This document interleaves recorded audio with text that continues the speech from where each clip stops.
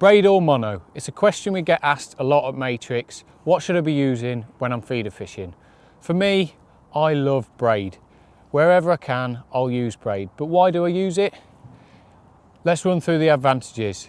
Braid is really thin. I like to use an 010 braid. I don't go too thin. I find you can get wind knots if you go too thin, but for me, an 010 braid is perfect for all of my fishing. It's really thin, which allows you to cast a long way. It's also got zero stretch, which is great for bite registration. I'll use it on big natural waters, on commercials. In the winter, braid will definitely help show up more of those tiny little bites and put more fish in your net. But there are times when rules state that you can't use braid on your reels, so I'll use a mono. Today we're at Meadowlands, there's no braid allowed, so I'm using mono. I've got a 6-pound Horizon X mono on my reel. It's 018, it's nice and thin and it casts really well. I'll use this in conjunction with a shock leader. I've got a couple of different shock leaders that I'll use, but 6-pound Horizon X mono I'll use for carp, I'll use for silverfish, for anything. If I have to use mono, this is what I'll use.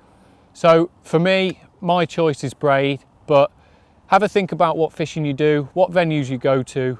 If it's allowed, try it out. It's definitely going to put more fish in your net.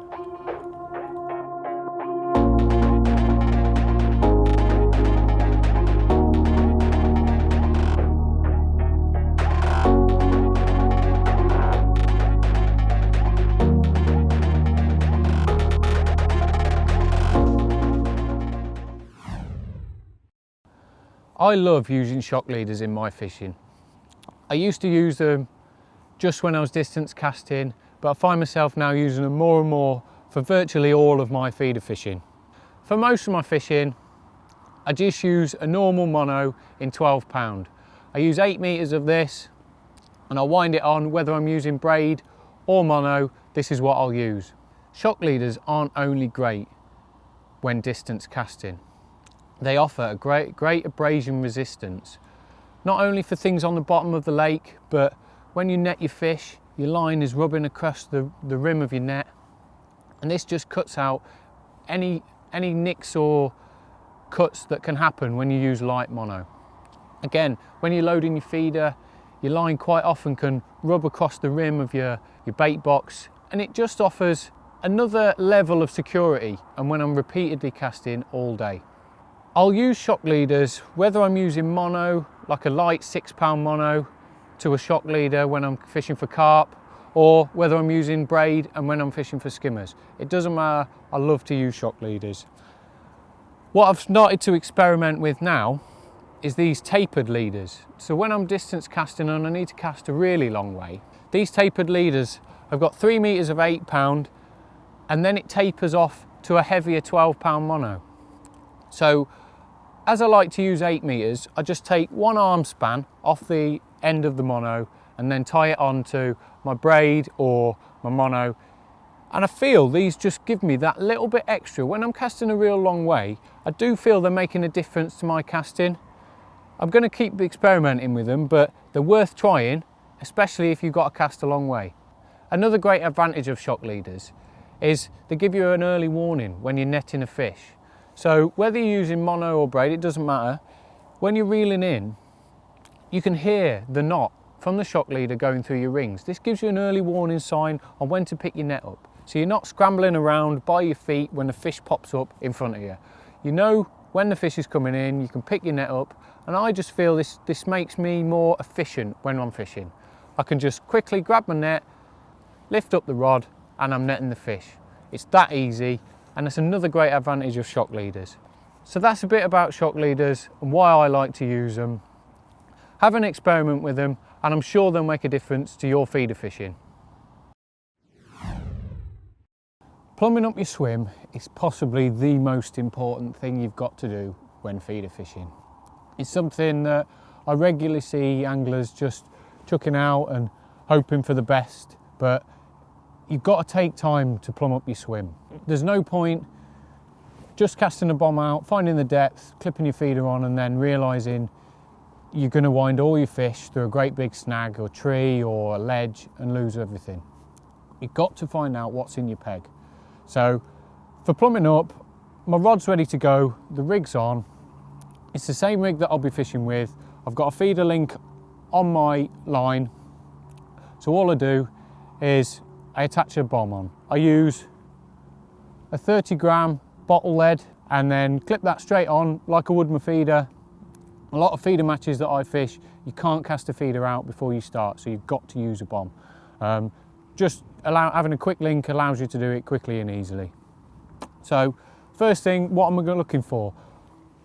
I've got a rough idea of where I'm going to fish. I'm here at Meadowlands, I'm going to fish probably one line at 30 metres and one shorter at 18. So to start off with, I'm going to cast a lot further.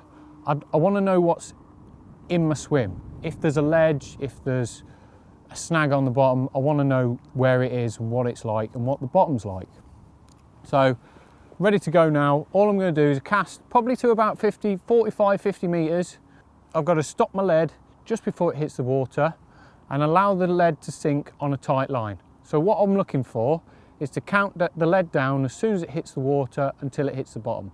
That'll give me an idea, a rough idea of what depth I've got. So let's have a go and let's have a look at what we've got in front of us. So let's line up with a marker. I'm going to cast out, stop the line, 1, 2, 3, 4, 5. So we've got a count of 5.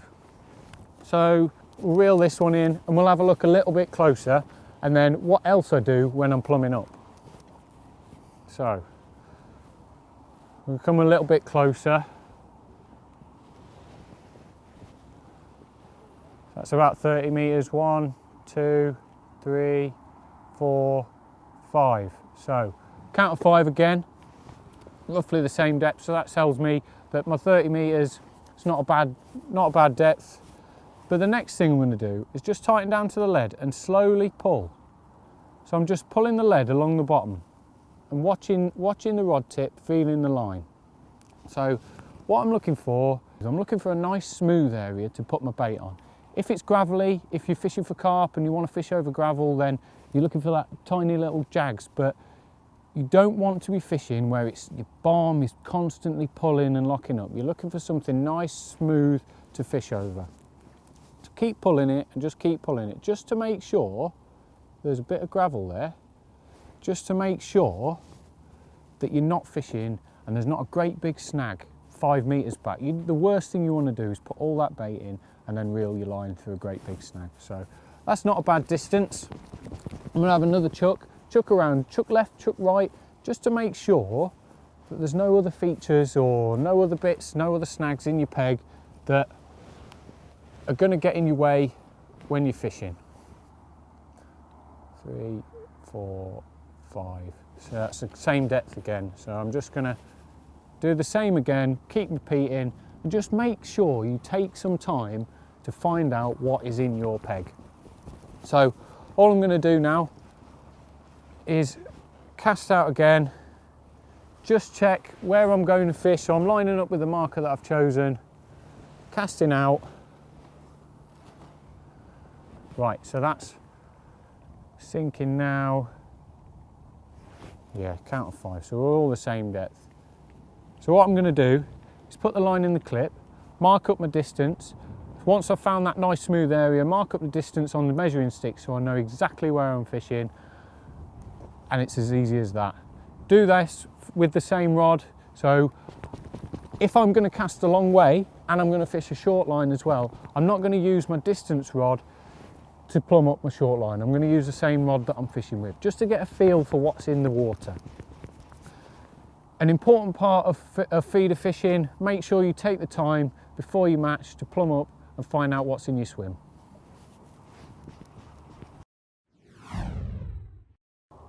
A set of measuring sticks is a great tool to have in your armoury when feeder fishing. They're so simple to use and ensure that every time you go fishing, you're fishing in exactly the right spot. By that, the inevitable happens. We all crack off. Sometimes you'll get cut off, and you need to know that when you tackle up again, you're fishing on the same spot. So I've got my measuring sticks here, 2 bank sticks set 3 meters apart, and I've got a cord in between them just so I know that exactly every time you use them they're the same. So all I'm going to do, they're really easy to use. I've got my feeder, my little cage feeder on. I'm going to drop that over the bank stick, and I've got my back wind on, so I'm just going to step back. We've already plumbed up a swim.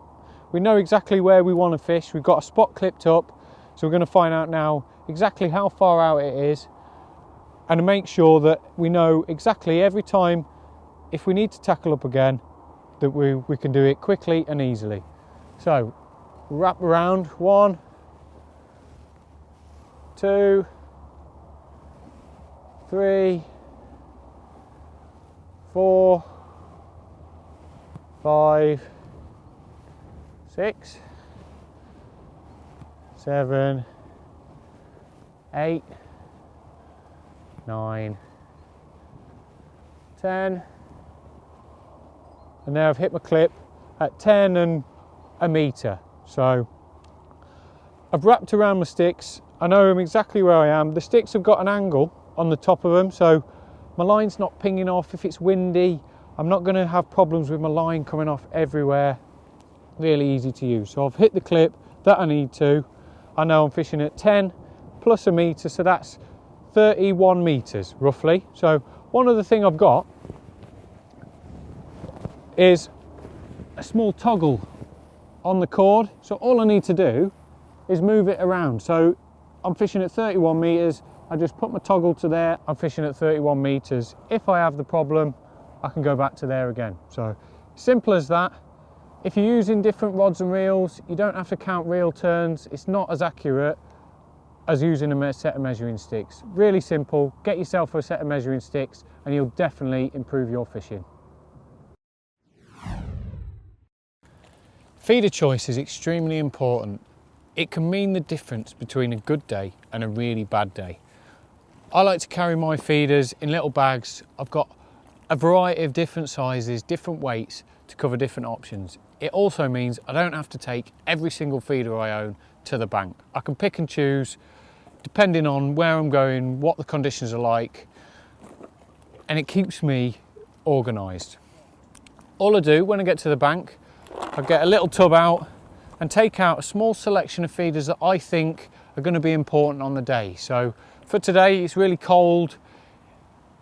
I'm not going to use great big feeders. I'm going to be using little small feeders. I've got a selection of feeders here that I think I'm going to be using today. So here I've got a little weight forward distance feeder. If the wind gets up, there's a bit of wind on the water today, this one might be the perfect choice. But if the wind's a bit lighter, I'll use a normal traditional cage feeder. Likewise, from a long line, I've got a horizon feeder. Now this allows me, it's got a bit more plastic on it, it allows me to compact the bait in a bit more, get the bait in a bit tighter, make sure it's all on the bottom. If I feel that I need to put some bait through the water, change it for an orbit feeder. Now this has got, you can see there, it's got bigger holes, so this will allow the bait to come out as it's falling through the water. It allows me to swap and change my feeder and change how things are coming. Feeder fishing is all about changing things up and making sure you change things to keep bites coming. I can have a few casts with this feeder. If I feel that that's sort of lost its effectiveness, I'll change then to the horizon feeder and see if that makes a difference. And I can switch to this just to change things up and see if that's what the fish want. Feeder fishing's all about ringing the changes. Keep switching things up and you'll keep the bites coming all day long.